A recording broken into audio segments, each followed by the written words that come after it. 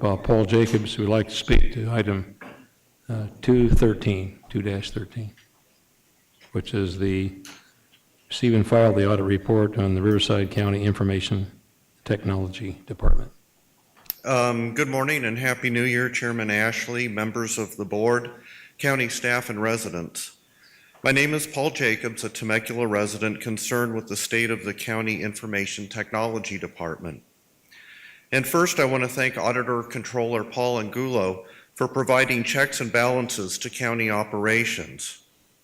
And although the staff report claims reasonable assurances that controls not currently being met with the information security program will be met in the future, my optimism is more reserved. Two things happened over the holidays to make me wary of operations within the Information Technology Department that was created on the recommendation of the county CEO's office.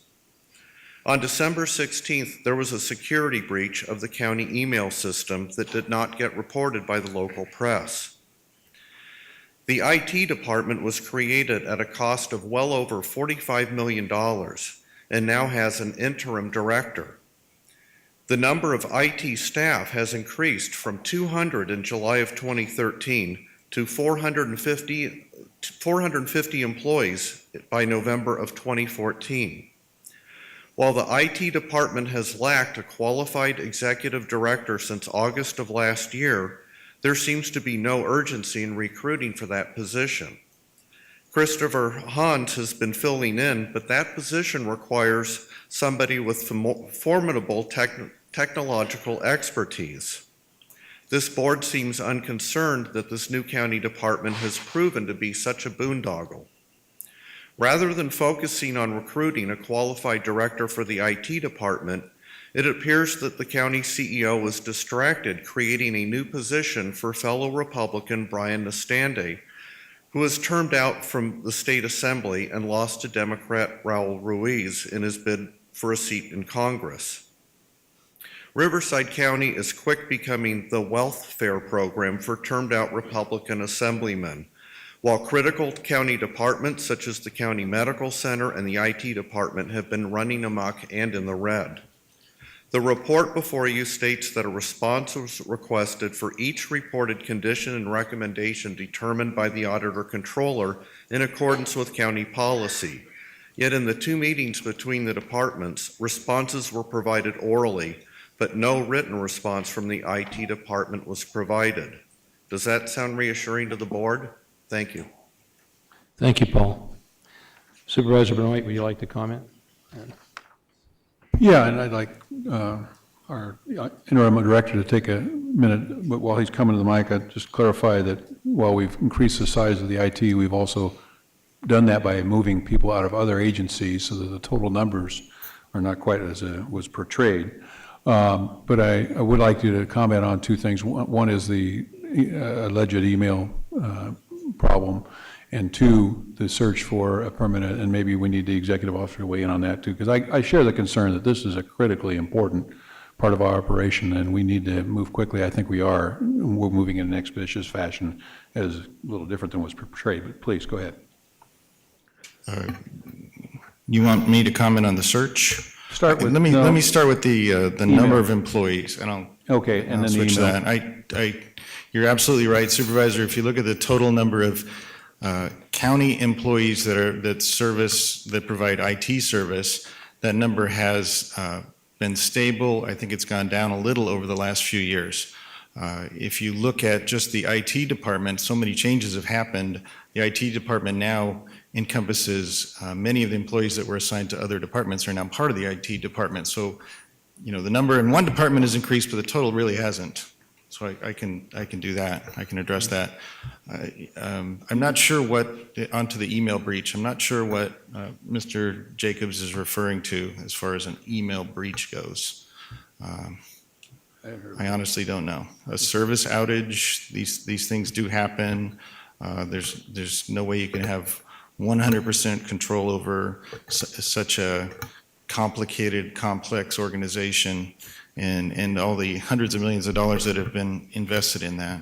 There was a storm-related flooding down at period of time? Is that perhaps about that same time that you cited? And I'm pretty sure he may be referring to the virus or whatever hit that took over our emails and had to shut down the system. Okay. Sure, but that was like the whole Yes. country.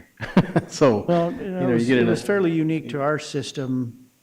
It was only a day, I think, maybe two at most, but that was my recollection. So part of the complaint that was leveled was that during this interim period between permanent directors of the IT department, I think the implication, what maybe was implied was that there's no advancement, there's no improvement going on in the IT department. So that's not true. There's a major initiative that was begun and approved by the board a year ago to replace a lot of the hardware that supports the email system, that supports the phone system. And this project to improve this, the aging hardware that we have, which leads to some of the outages you've heard about recently, this project to replace this equipment is underway. It's not completed yet. It's not scheduled to be completed until at least next summer. But I wanted to assure you that despite the change of leadership, those improvements are continuing. I probably should warn you that during the replacement period, there will be some hiccups. It's a tricky process to take out the one piece of hardware and replace it with the newer, updated hardware. It's a major undertaking, and there will be some, a step back as we move forward 2 steps here and there. And maybe Zebron Partridge could give you a little bit more detail about this particular outage that we're talking about. Honorable Supervisors, just like to say, the conversation around a breach is not correct. We did have an outage, but everything that we could determine based on the malware that did take down the email system, there was no exfiltration of data. So at this point, we don't see any indication of that. Thank you. That's reassuring. And the search? well, as you know, we had a gap in late fall. We had a change of leadership. We've gotten through the holidays. We have interviewed people. I've talked to the HR director. We're starting a nationwide search. We felt it very important. The first thing that we do, though, is get a handle of understanding the state of where we're at, understanding the financial issues that our city is facing, and taking those course corrections immediately, and not just rush a search and rush somebody in there. Our CIT is managed by a team of professionals and experts. It's not any one person. And we got to make sure that we get the right CEO with the right background and experience in, not push to get somebody in there to fill a gap. For 2 years, I asked for a strategic plan for our CIT, to go to outside help to get that strategic plan. That's what's really critical, is that, that we come up with a plan for the next several years that puts us on the right course correction. One of the things that we've experienced in a decentralized IT system was multiple email systems. How many, Severin, how many email systems do we have out there? We had over 15, sir. 15. We had a department that 7 years ago received a report, as you know, from Deloitte, indicating that they were going to have severe failure of the infrastructure because of a lack of upgrades. We've had, with the recession, we didn't have those upgrades taking place. We didn't have system enhancements. We were Band-Aiding to get by. Now we're having to look at having to do major engineering, major retooling, set a strategic plan in motion, and put those things into effect. Just the CNP project is probably what, Christopher, a 2-year upgrade system? It should be several years. We're rushing it to do it in 2 years because we need the work so much. And could I add too, sir, that it's very true that I inherited a department that didn't have a plan, really have a short-term plan or a long-term plan. It didn't have a balanced budget.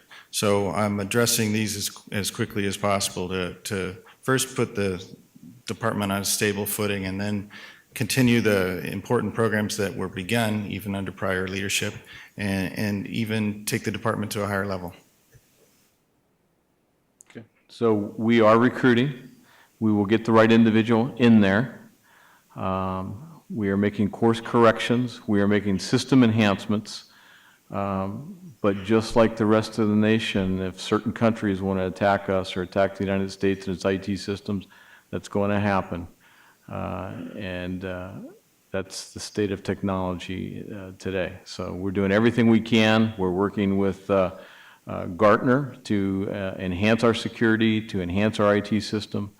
And so we are full speed ahead as we move forward.